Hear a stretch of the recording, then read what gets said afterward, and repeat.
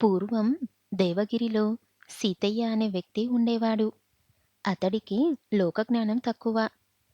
ఒకసారి ఏదో పని కోసం తన పక్కింట్లో ఉండే కనకయ్య దగ్గర ఓ మట్టి కుండను అరువుగా తీసుకున్నాడు. ఇంటికి తీసుకెళ్ళి దాన్ని ఓ చోట పెట్టి పని మీద బయటికి వెళ్తాడు సీతయ్య.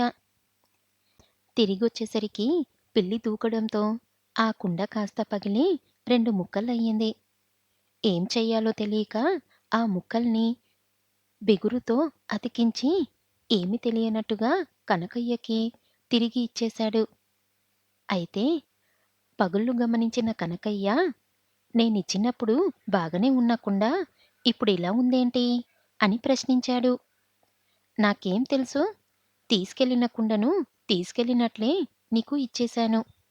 కనీసం నేను వాడనైనా లేదు అన్నాడు సీతయ్య. దాంతో ఇద్దరి మధ్య మాట పెరిగి గొడవకు దారి తీసింది. కనకయ్య వెంటనే వెళ్లి న్యాయస్థానంలో ఫిర్యాదు చేశాడు. విషయం తెలిసిన సీతయ్య ఎలా తప్పించుకోవాలో సలహా అడిగేందుకు న్యాయవాది దగ్గరకు వెళ్తాడు. విషయమంతా విన్న న్యాయవాది, "నువ్వు కుండ తీసుకున్నవెందుకు? సాక్షులు ఎవరైనా ఉన్నారా?" అని అడిగాడు. లేదని జవాబిచ్చాడు సీతయ్య. అప్పుడు, "నువ్వు కుండ తీసుకునే ముందే అది పగిలి ఉందని చెప్పొచ్చు. లేదంటే తిరిగిచ్చాక పగిలి ఉండొచ్చని అనొచ్చు. ఇంకా చెప్పాలంటే అసలు ఆ కుండని నువ్వు తీసుకోలేదని తప్పించుకోవచ్చు" అని సలహా ఇచ్చాడు న్యాయవాది. అలాగేనంటూ ఇంటికి చేరుకున్నాడు సీతయ్య. మరుసటి రోజు న్యాయస్థానంలో విచారణ మొదలయ్యింది. అప్పుడు సీతయ్య, "ఆ కుండ నేను తీసుకునే ముందే పగిలి ఉండొచ్చు. నేను తిరిగి ఇచ్చకనైనా పగలొచ్చు. అతనే కావాలని అబద్ధాలు చెప్తున్నాడు.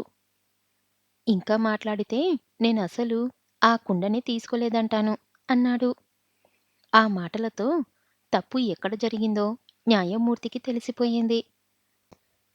దాంతో సీతయ్యకు జరిమానా విధిస్తూ తీర్పునిచ్చారు. న్యాయవాది సలహా అంతా చక్కగా పాటించినా, ఎందుకు జరినామా వేశారో అర్థం కావట్లేదనుకుంటూ ఇంటి బాట పట్టాడు సీతయ్య.